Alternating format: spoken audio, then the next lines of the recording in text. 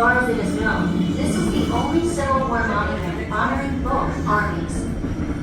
The various incline.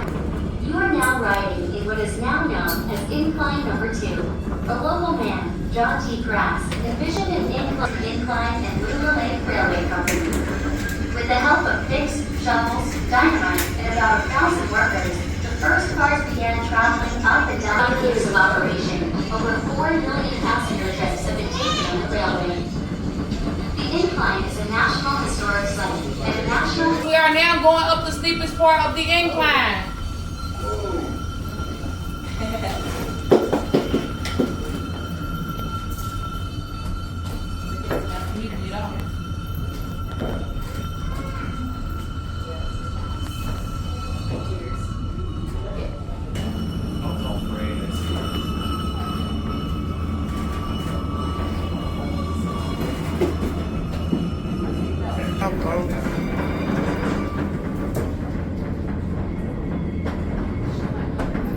Alrighty, everyone. Thank you for riding the incline up with me today.